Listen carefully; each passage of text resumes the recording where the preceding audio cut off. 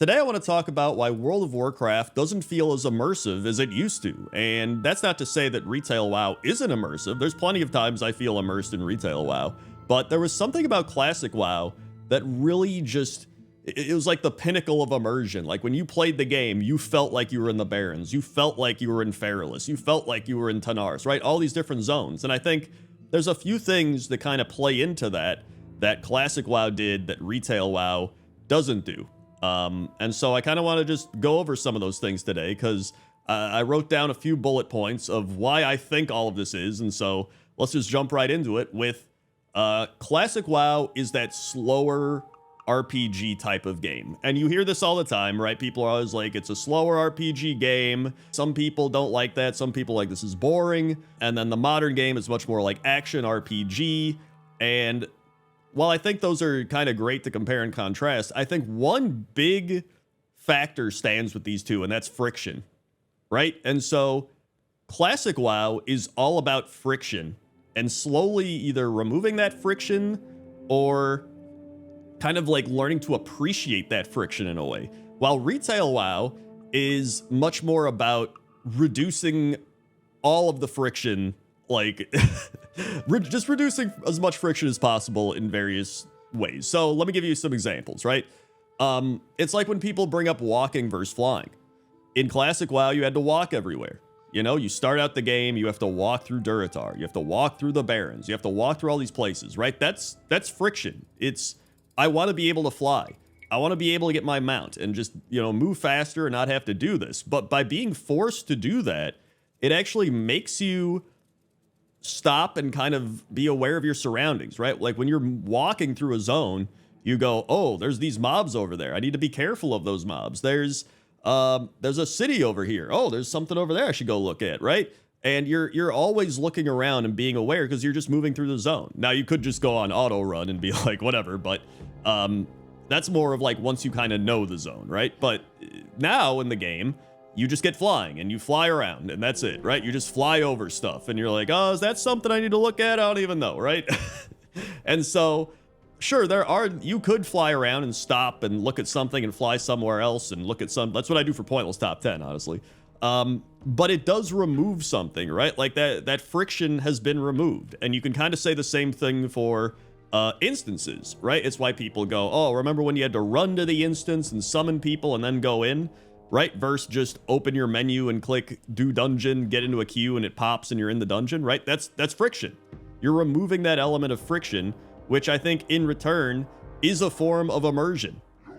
And so that slow RPG feel, I think plays into that because sure, you have that source of friction of, oh man, I have to walk everywhere, it's slow, but then you get your movement abilities and you're like, hey, this is actually pretty nice. I can move a little faster, right? I can, you know, get around and explore a little bit better. Then you get your ground mount and you're like, okay, that was pretty cool. And I saved up enough money and it gives you this sense of progression.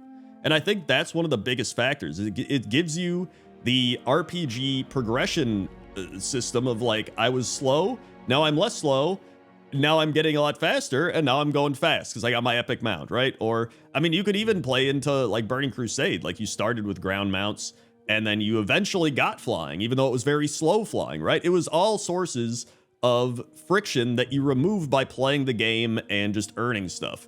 Now, another form of that, I would say, is the old like arrows, right? Like you had to buy your arrows. You had to buy reagents to do stuff. And while that is annoying, right? You're like, oh, I ran out of arrows. I got to go buy them. There is an element of immersion to that. Like, hey, I'm a hunter, I'm buying my arrows, I'm buying food, I'm feeding my pet, right? All these different things. And I don't think your pet should run away from not feeding it, although I get why they did it, I guess.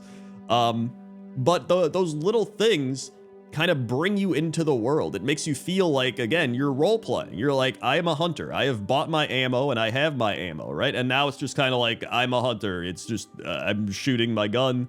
I don't have to buy arrows or bullets or whatever. And so, again, that's a form of friction. It's a little thing you have to do, but that little thing can add an element of immersion. Now, adding on to that, I would say that hardcore classic WoW actually adds to that friction and immersion, right? Because now if you mess up, you have to start all over again. So you're trying to make these potions, like you're getting potions to buff your stuff up. You're trying to increase your stats. You're making sure that everything is correct and you're going to be as strong as possible when you go out into the world so that you don't die, because the ultimate level of friction is you die and you start over and you're like, oh my God, this is terrible, right? And so that becomes very immersive because now you're just like, it's essentially real life in the game. And I think that's one of the reasons the classic WoW is also so much fun, is you're hitting like max levels of friction at that point, because you know if you die, you start over. And then in retail WoW, or even just normal classic WoW or whatever, if you die, you just respawn and there's no friction there. You're like, whatever, I just keep going. Now that brings me to my next point, which is the musical immersion. And the musical immersion is one of my favorite parts of playing WoW. Like when you play classic WoW and you hear that ambient music wherever you are, like in the Barrens or in a forest, wherever it might be, it really hits. Like it makes you feel like you're in that zone, you're a part of the game. And sometimes it gives you that feeling of you're not even listening to music. It's almost like you're just there, and the music belongs there. And I think that's something that's like really powerful, because I always have the music on when I'm playing just really any video game, but especially WoW. And that's not to say retail doesn't have that, because there's actually a lot of times in retail WoW I've felt very immersed from the music, like the Undermine, honestly, places like Zuldazar, Drustvar, even like the Isle of Dorn had some really good music at times. Like there's a lot of good music in retail WoW that is immersive, but I think classic World of Warcraft just had, it was like the perfect amount, and it was like every zone just felt perfect. Like I think that's, like, to me, classic World of Warcraft music is almost like the pinnacle of video game music. Like it's just phenomenal. And so I think that is also another element of why it felt so immersive. And speaking of zones, that actually brings me to my next point, which is sometimes in retail WoW, going to zones can pull you out of that immersion because you get kind of warped back to periods that have already happened. And so let's say I'm going to Booty Bay as a great example, right? And I see the goblins just repairing Booty Bay, and I'm like, man, it's been like what, 16, 17 years of the goblins repairing Booty Bay. And sure, you could make the argument like they're like actual construction, they're taking forever to get it done.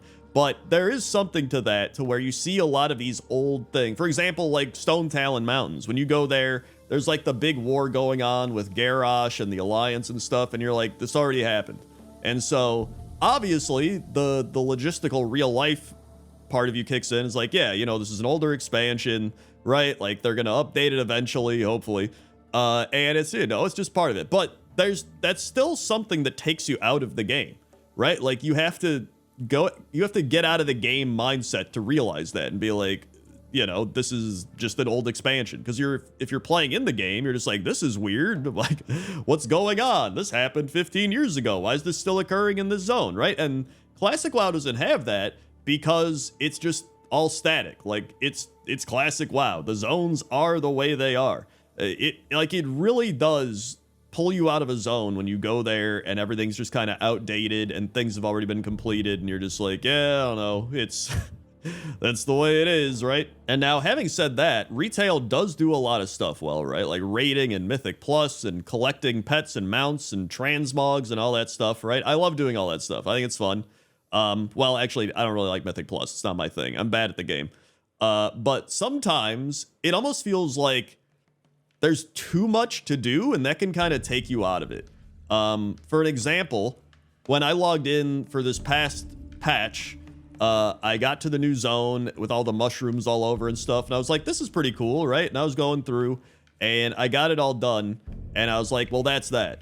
And it didn't really feel like I immersed myself in this new patch zone. It didn't really feel like I was like, whoa, I'm in the game right now and I'm loving the aesthetic. Like, I thought the zone was cool. I thought it looked great, but I didn't feel immersed in the zone.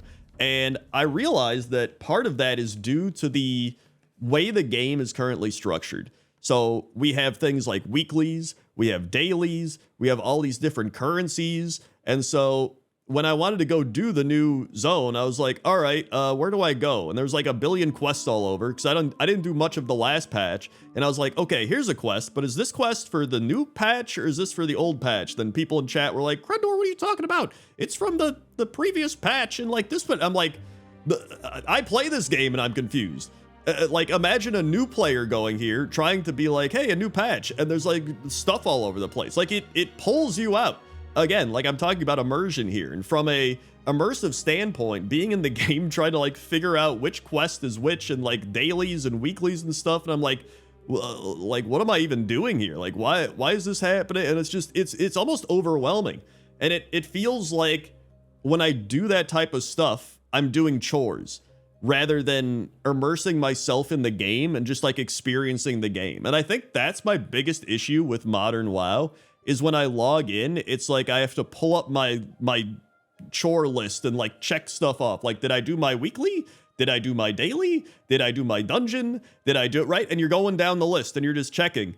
And sure, you can kind of do that in classic WoW. Like, you can make a checklist for yourself of like, here's the things I have to do, but it's not the game kind of telling you what to do. And so when you do that, I think the immersive part of just going into the world and being like, what am I going to do in this world, right? Like, you're just a part of it. One of the things I love about classic WoW is you're just another adventurer out in the world, and you're going on the hero's journey, and you're just trying to make it in the world, right? Like, you start out, you're just some person, and then you play through the world, you go through the world, and you kind of earn your stripes and you earn your title. And it's like, hey, you know what?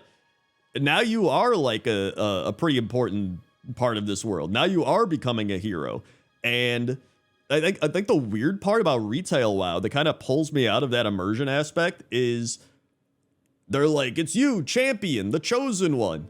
And it's like, yeah, I mean, I guess I've been playing for like 20 years, right? It's like, all right, yeah. But then somebody that's been playing for like 5 years also gets the same treatment. Somebody that's been playing for like 3 months can also be at the same tier of you.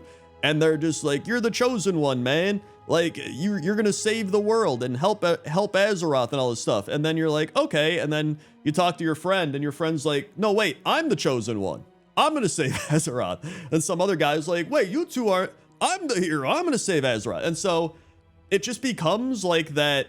It almost feels like the gear argument, where if everybody's a hero, then like nobody's a hero, or if everybody's like a chosen champion hero, I guess I should say, because like everybody's a hero technically.